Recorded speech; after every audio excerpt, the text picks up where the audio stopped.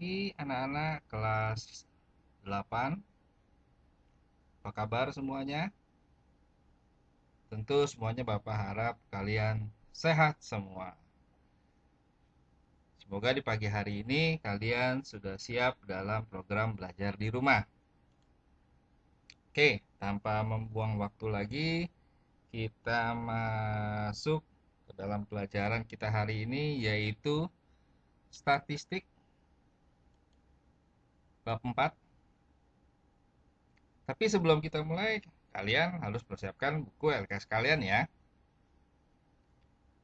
Di dalam statistik ini, kita akan mempelajari dua hal dari tiga hal yang disajikan, yaitu menganalisis data, ukuran pemusatan data, ukuran penyebaran data. Yang kita pelajari menganalisis data dan ukuran pemusatan data. Yang pertama yaitu menganalisis data. Biasanya analisis data disajikan dalam bentuk tabel dan diagram.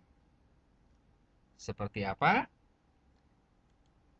Mari kita lihat contoh soal berikut ini. Contoh soal.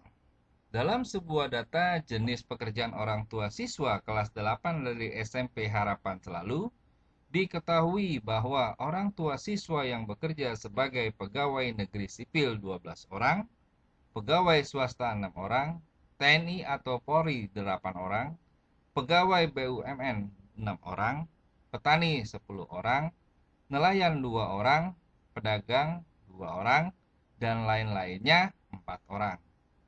Pertanyaannya, buatkanlah tabel jenis pekerjaan orang tua siswa kelas 8 dari SMP Harapan Selalu dan gambarkan diagram lingkaran serta diagram batangnya. Penyelesaiannya. Data tersebut mari kita masukkan ke dalam tabel pada slide berikutnya ini. Mohon perhatian dengan baik dan seksama. Berikut membuat tabelnya. Seperti ini tampilkan. Ada 8 baris. Jenis pekerjaannya pegawai negeri sipil, pegawai swasta, TNI dan Polri, BUMN, petani, nelayan, pedagang, lain-lain, semuanya banyaknya orang tua terdata dalam kolom banyak. 12, 6, 8, 6, 10, 2, 2, 4. Totalnya adalah 50 orang. Berikutnya membuat diagram lingkaran. Sebelum membuat diagram lingkaran, sebenarnya caranya sudah pernah diajari di kelas 6 dan di kelas 7. Ya, Bapak sajikan, Bapak ulang sedikit. Tadi yang pegawai negeri sipil 12 orang. Dan jumlahnya semua orang tua kelas 8 itu 50 orang. Jadi 12 per 50 dikali 100% sama dengan 24%. Begitu juga dengan selanjutnya. Maka didapatlah diagram lingkarannya seperti di samping ini. Perhatikan dengan seksama. Lalu kita coba lihat membuat diagram batangnya seperti apa. Dalam diagram batang, kita menggunakan sumbu X dan sumbu Y. Sumbu X sebagai jenis pekerjaannya. Di sini ada pegawai negeri, pegawai swasta, TNI, BUMN, petani, nelayan, pedagang, dan lain-lain. Di sumbu Y itu banyaknya. Dapat kalian perhatikan seperti pada gambar ini. Bapak rasa ini sudah pernah kalian pelajari. Nanti di buku LKS kamu bisa lihat bagaimana contoh-contohnya yang disajikan. Berikutnya, yang kedua yaitu ukuran pemusatan data. Ukuran pemusatan data ini dibagi 3. Salah satunya rata-rata hitung, nilai tengah, dan data sering muncul, terkenal dengan mean, median, modus. Berikut Bapak akan jelaskan satu persatu. Yang pertama, mencari rata-rata hitung atau mean. Kita langsung ke dalam rumus. Mencari rumus rata-rata adalah jumlah seluruh nilai data per banyaknya data. Untuk lebih mudahnya, Bapak akan memberikan contoh soal. Diketahui nilai ulangan Tony 78796. Maka nilai rata-rata ulangan Tony adalah, sebelum melakukan penyelesaian, kita urutkan data dulu. Ya, seperti ini. 6 tambah 7 tambah 7 tambah 8 tambah 9 dibagi 5. Jadi jumlah seluruh nilai data itu 6, 7, 7, 8, 9 dijumlahkan dibagi dengan banyaknya ulangan berapa kali. Hasilnya 7,4. Yang kedua, mencari nilai tengah atau median.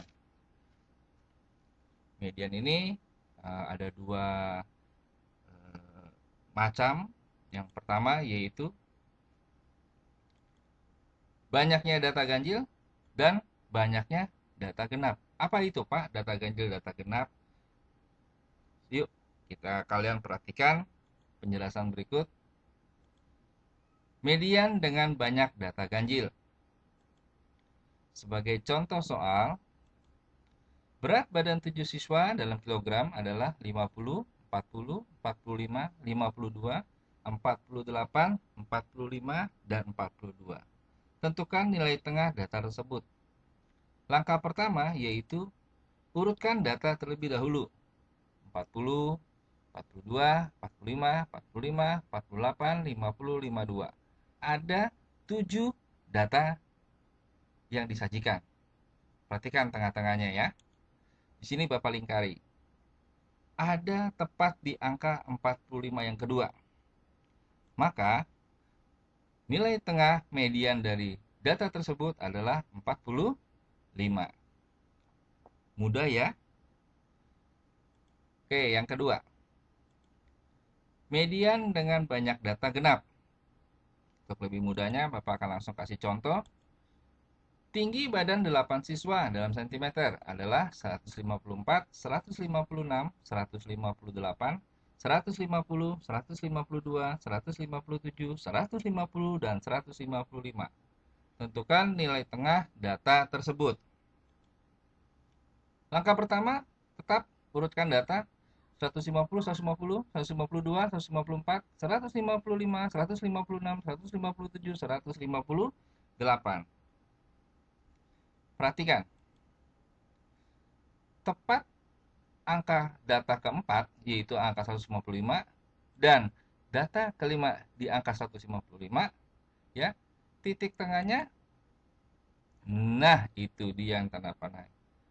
Inilah yang disebut letak mediannya. Maka nilai tengah atau median dari data tersebut adalah 154 ditambah 155 dibagi 2. Hasilnya 154,5. Oke, kita masuk yang ketiga, yaitu mencari data yang sering muncul atau namanya modus. Berikut Bapak sajikan contoh soalnya. Tinggi badan 8 siswa dalam sentimeter, sama seperti contoh soal nomor 2 atau pada median. Sudah? Oke, langkah pertama apa? Dia, betul. Urutkan data dahulu. 150, 150, dan seterusnya. Perhatikan. Ada dua angka 150. Nah, itu dia.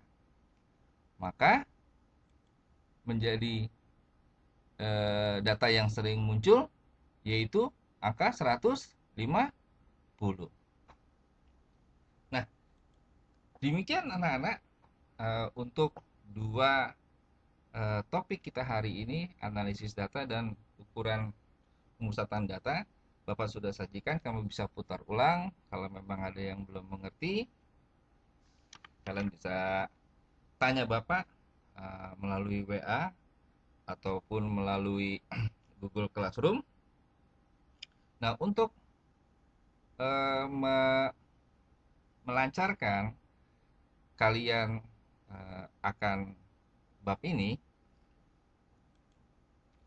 Bapak akan berikan latihan soal, yaitu kerjakan dari buku LKS Buka 1 halaman 128 sampai dengan 132, PG nomor 9, 18, esai nomor 3 dan 4, lalu disambung dengan Buka 2 halaman 140 sampai 142 dengan PG nomor 2, 12, dan 14.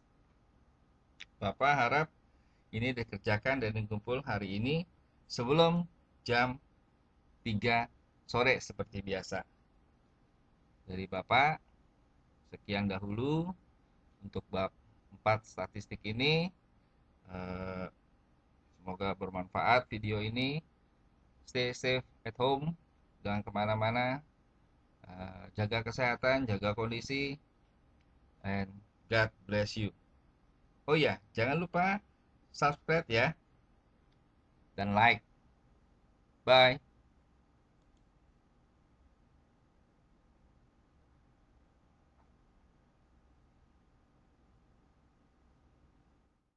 Kick. Hey, hey, hey.